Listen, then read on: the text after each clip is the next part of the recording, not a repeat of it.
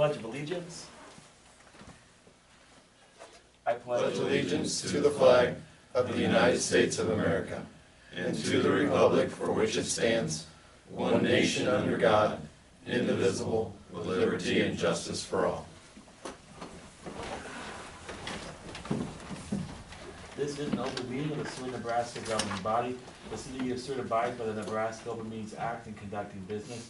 A copy of the Nebraska Open Meetings Act is displayed on the north wall of this meeting room facility as required. Disclosure of meeting recording processes is posted in the meeting room. A participant sign-in sheet is available for use by any citizen addressing the council. Presenters shall approach the podium, state their name and address for the clerk's record, and are asked to limit remarks to 5 minutes. All remarks shall be directed to the mayor, who shall determine by whom any appropriate response shall be made. The city reserves the right to adjust the order of items on this agenda if necessary, and may elect to take action on any of the items listed. Please call the roll. Wilkin. Present. Beck. Here. Camper. Here. Fritz. Here. Miller. Here. Singleton. Here. Schmidt. Here. Ham. Here. Item number 1 is the minutes. Consideration of approval of draft minutes of May 15, 2018. So moved. Second. The motion and a second. Is there any discussion?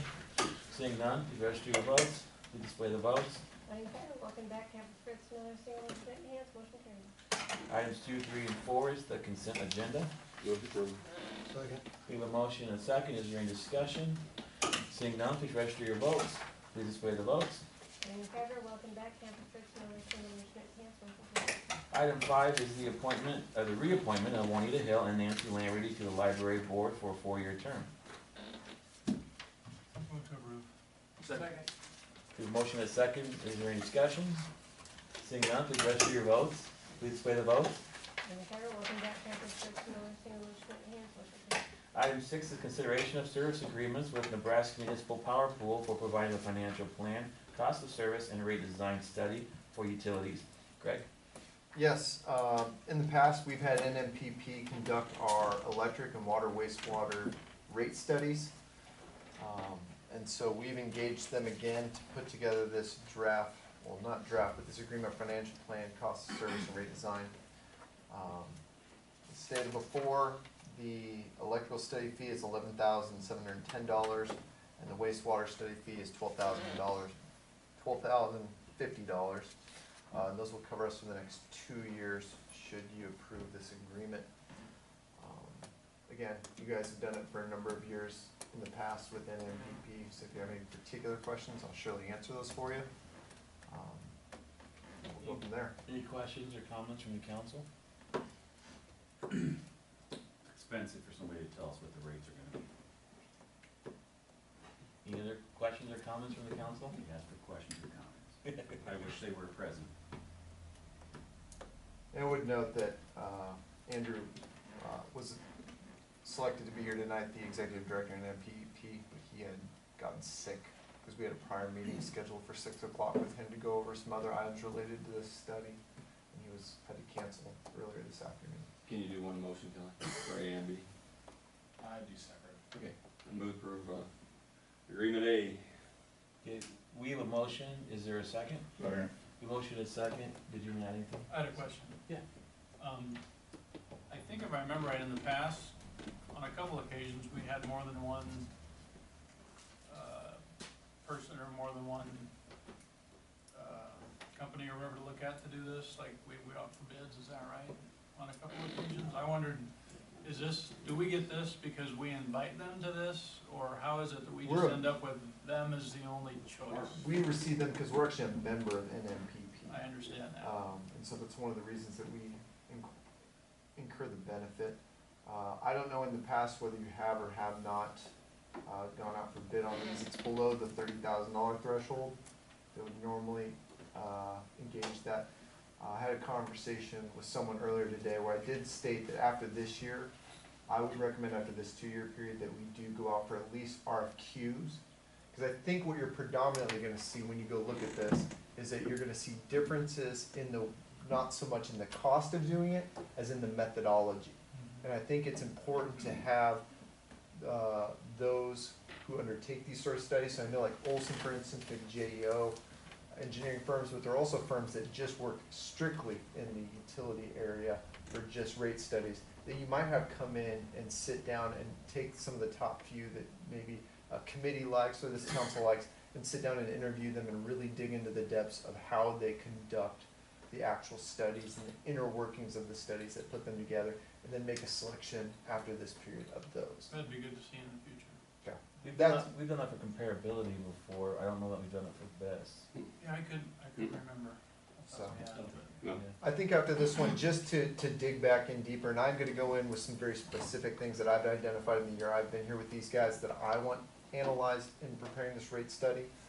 But I think it would be to the benefit, for the next time after this 2-year period for us to go back out for RFQs, just to give you an idea of what sort of methodologies are out there and what they're looking into, and give the council a flavor and a feel of what's out there.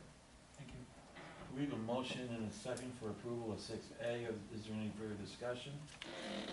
Seeing none, please register your votes. Please display the votes. Any in favor, welcome back, Campbell, Fritz, Miller, Salem, Schmidt, Hans, motion carried. And 6B is agreement for financial plan, cost of service, and rate design study for water, wastewater departments. So moved. We have a motion, is there a second? We have a motion and a second. Is there any further discussion? Seeing none, please register your votes. Please display the votes. Any in favor, welcome back, Campbell, Fritz, Miller, Salem, Schmidt, Hans, motion carried. Item 7, consideration of a claim from Nikki Self, 605 South 14th Street for property damage. Greg? I believe the claimant's, information that they provided in the claim form spells it out pretty easily what happened in regards, to Ms. Sell's washer. We did have Jared put together a report when he responded to the incident. Again, it's for the replacement of a washer that was damaged during an electrical issue. Jared went down there, investigated it, found a neutral that was broken or disconnected up at the pole. We don't think there's really any specific responsibility to us. I mean, this can happen due to squirrels, all kinds of different issues, and so that's kind of the gist of what happened, but. Kelly, do you have a recommendation on these types of claims?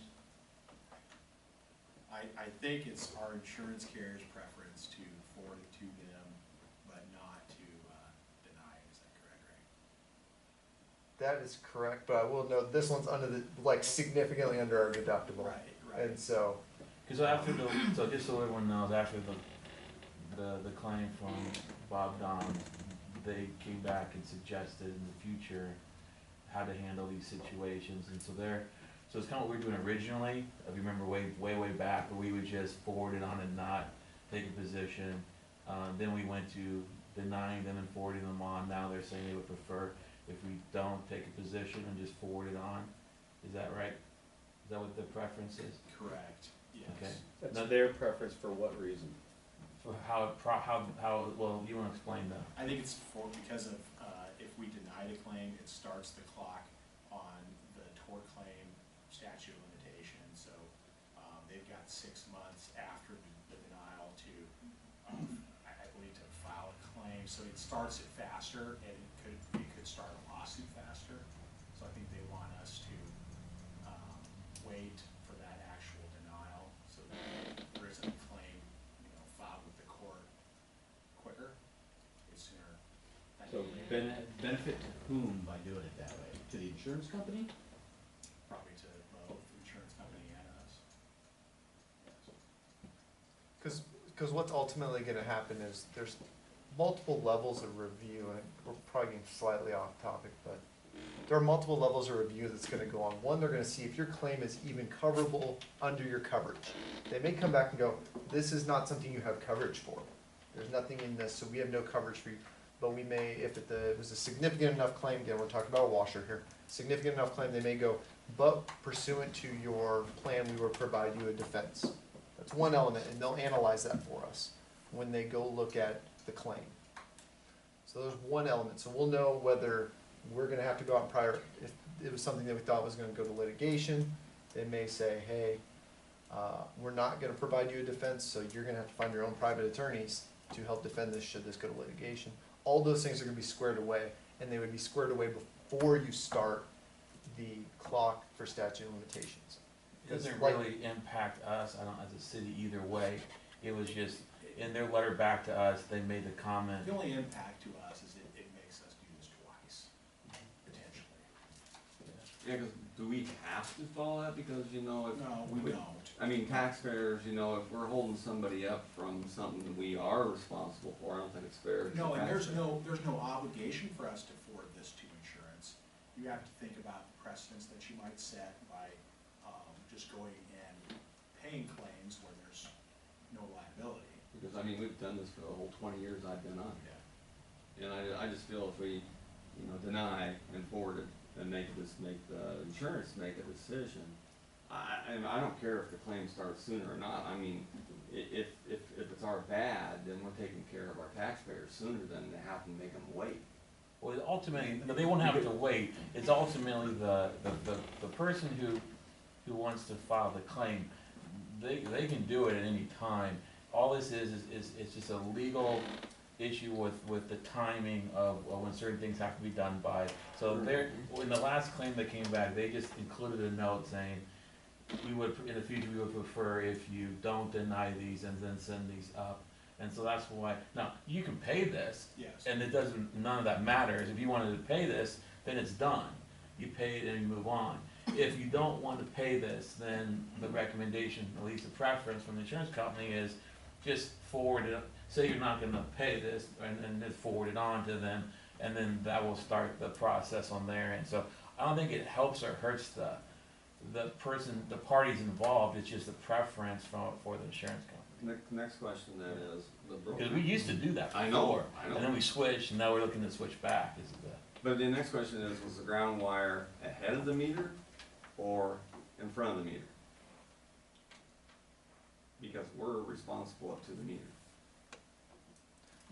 We are responsible, but at the same time, if a squirrel goes up there, it's no different than you getting your, due to the surge like this morning, we had a power outage. A bunch of people probably had a surge when the power came on. Again, We're not gonna cover those claims. Yeah, this portion of your consideration, I mean, this isn't an evidentiary hearing, and if you're gonna talk about, you know, what was done or not done, I prefer we go into closed session, Mhm. because we might get, there's a potential that we do get sued.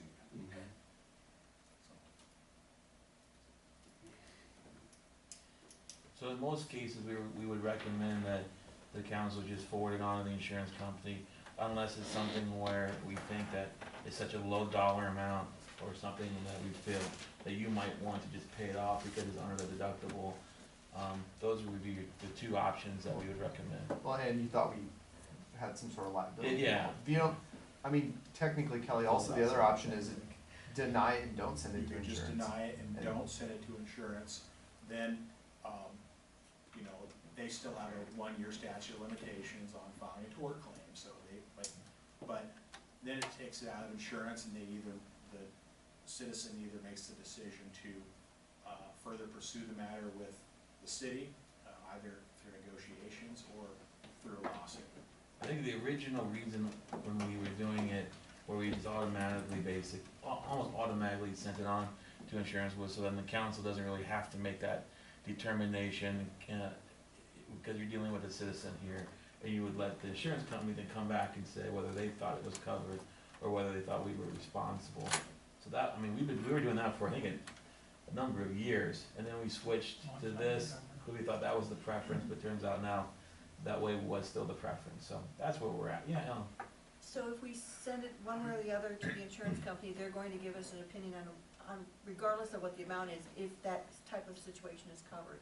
So then that would sort of Yeah. answer our question one way or the other. yeah. So they'll send a letter back saying, yes, there is coverage for this, no, there's not coverage for this, or, you know, they'll either pay the claim, deny the claim, and if they deny the claim, they'll analyze the policy to determine if it's a claim where defense can be provided. But since this is below our deductible, they wouldn't pay the claim anyway. How have they been paying these in the past? No, They determine whether they would pay, they pay it and then they bill us back for it. So basically, they're making the determination of whether this is covered, or whether they think that the city would be responsible. And that's the reason why we sent it on. Now, in theory though, you could send it on to them, they could deny it and send it back, and you could still pay it, right, Kelly? Yeah, I mean, the council always has the final say. It's just, I think the idea was, I think the council liked the idea of having the insurance company make the determination first before the council made a decision. So you wouldn't deny it, send it on, and they turn around and say, no, we'll still pay it. It didn't, kinda looks like the council was wrong. But if they determine that it is a coverable event, that wouldn't force us to pay it either. The way that they're operating is they pay it. Oh, they pay it. If Okay, you that's turn what it I in want to and know. they Okay. feel that So you're we risk- liable, so they they just risk pay it. making the decision and taking it out of our hands. In the positive. In- If they right. decide that there is liability there, Right, they so pay even it though and it's it's below over. our deductible, they still make the decision, pay it, and then bill us. Okay, so we lose control then. And, you know, small claims, I mean, if you have a lot of them, that does affect your experience rating. Yeah, just like your homeowners, if you have a lot of claims. But, Again, getting into the idea of potentially you can just deny it because it's such a small claim if you don't believe there's liability, move on and then let the process square out outside of insurance, because it is $400. Well, I would hate to deny it and then, but not know whether or not we should pay it anyway. I mean, we really don't have any information on our liability. Our recommendation would be to either pay the claim or forward on the insurance company and let them make a determination and then send it back. Those would be our two recommend. We would recommend one of those two. I make a motion to forward to the insurance company. We have a motion, is there a second? Second. We have a motion and a second. Is there any further discussion? Seeing none, please register your votes. Please display the votes. welcome back, Campus Chris, another single motion enhanced, motion carries. Great, thanks. Item number 8, consideration of a special designated liquor license for American Legion Valley of Paradise Valparaiso, Nebraska, for a wedding reception at Harvest Hall, September 1, 2018. This is the first time this establishment has requested an SDL within the city limits, and so per our ordinance, it has to come before the council. Move to approve. Second. We have a motion and a second. Is there any discussion? Seeing none, please register your votes. Please display the, register your votes. Please display the votes. Morning, Governor, welcome back, Campus Chris, another single motion enhanced, motion carries.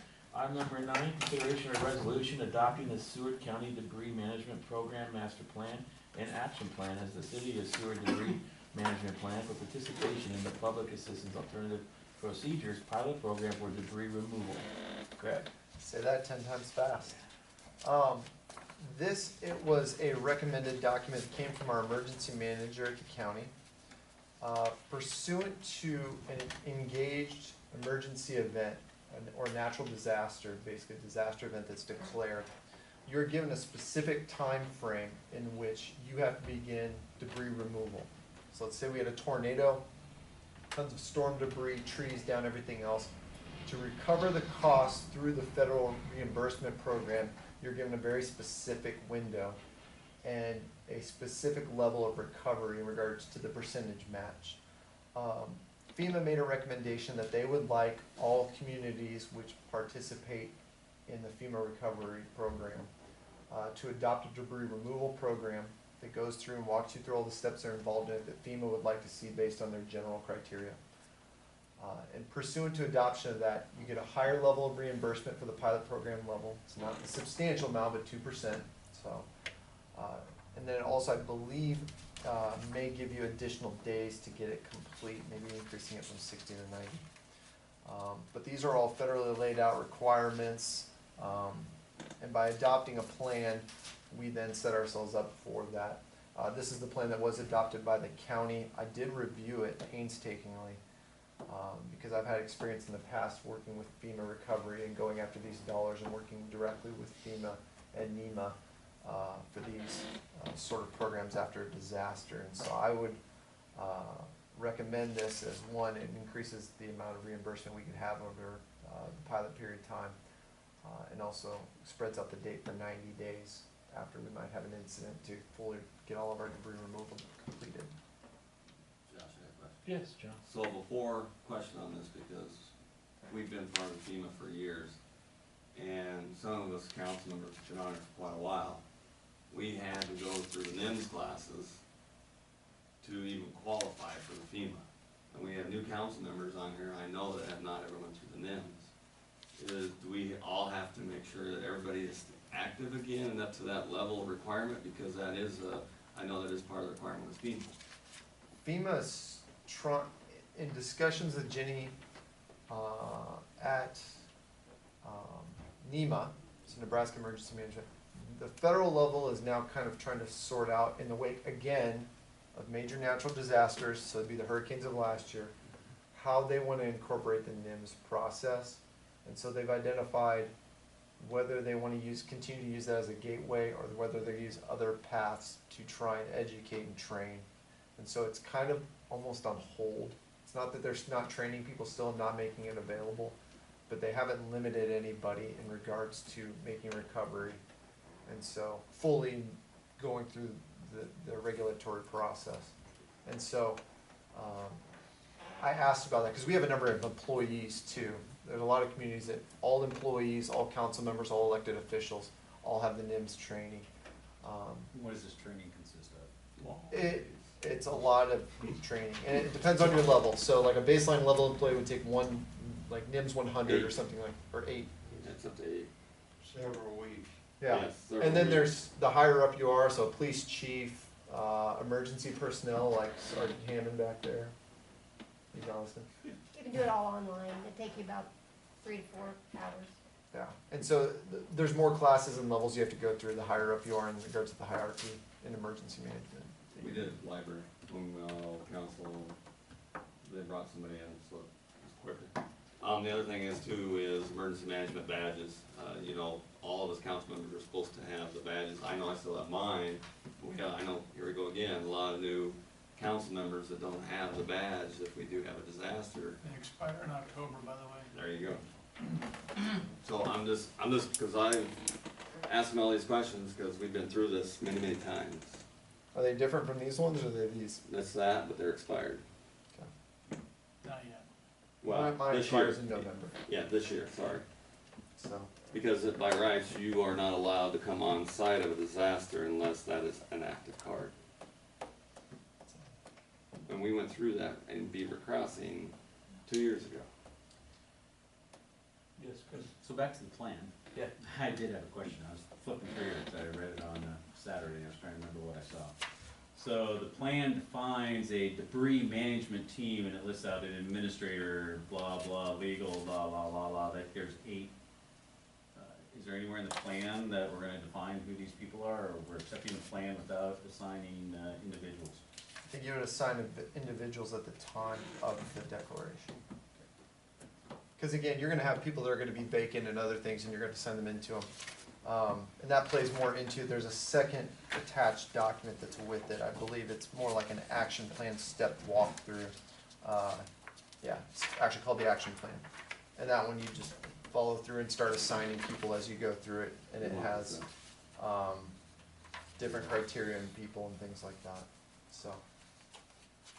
That might be good to bring the council, some of the newer council up to par on how it operates, because we've been actually through some of the disaster drills and explain the requirements even of the council if something does happen. It'd be nice to go through, in the future, a tabletop exercise and bring in Gary from the county, and any other, you know, if we had a localized one, obviously, we're gonna handle it internally within the confines of the city, but it may affect the county as a whole.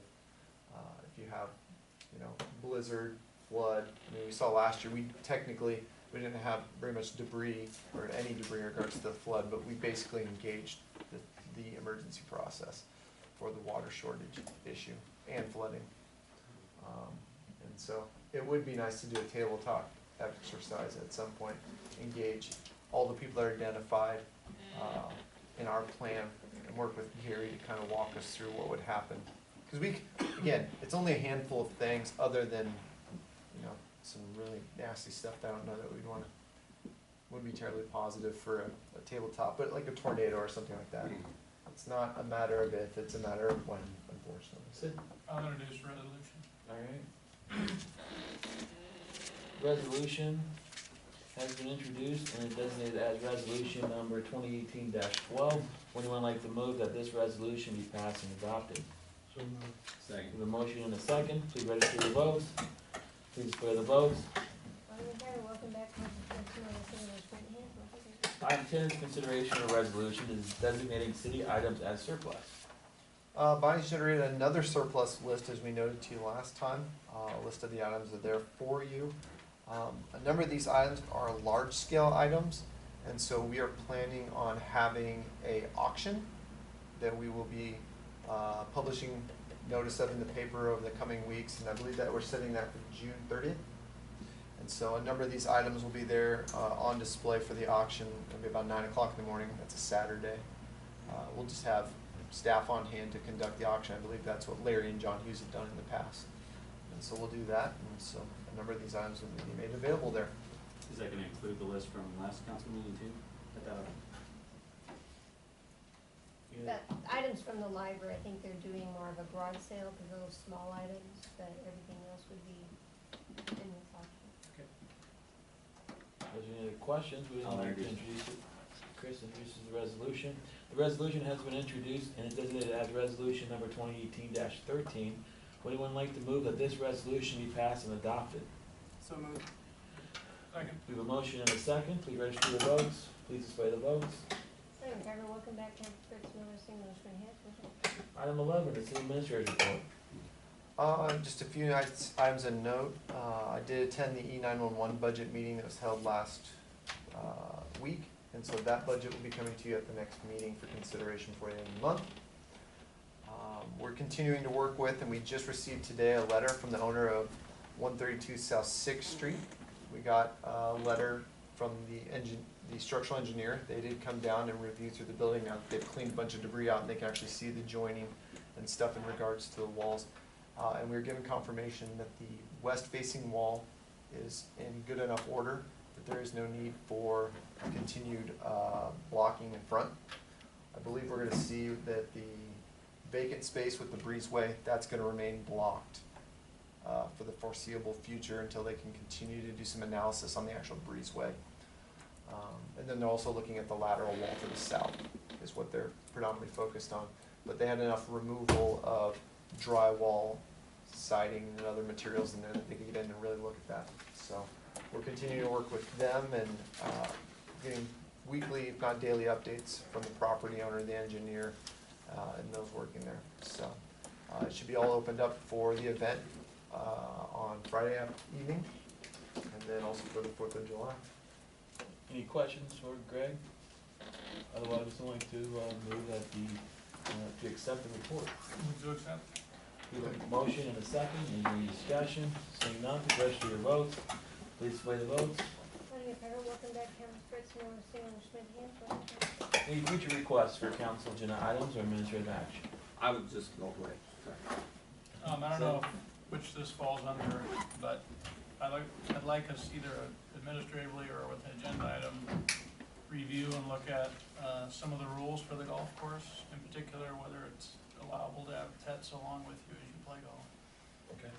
Any other requests? Yes, John? I just want to note that to verify on the badges, to follow up on that, and to verify on the NIMS, just I don't want to get ourselves in a disaster and then find out, hey, you know, you guys didn't follow the process and it's void. Because I mean, we're told at all times as a fire because of disaster. Sure, absolutely. Anyone else? All right, then upcoming events, we have the Find Your Way Homes Cultural Festival, which includes a street closing June 8th. And also we have the Mayor's Blow Ball Classic Golf Tournament on June 22nd, which I believe is full as of right now with 18 teams, so 18 foursomes. So you can be on standby if you want, or just sit on the balcony and drink with me. You have options. So, motion to adjourn. So moved. Second. Motion and second. Please register your votes. Please display the votes. Second, Trevor, welcome back, Campus Fritz, Miller, Single, Hanson. All right, thanks, everybody. You know, on that 911, Hang on one that third second. meeting before the canceled. Yeah, oh yeah. Took them 3 times.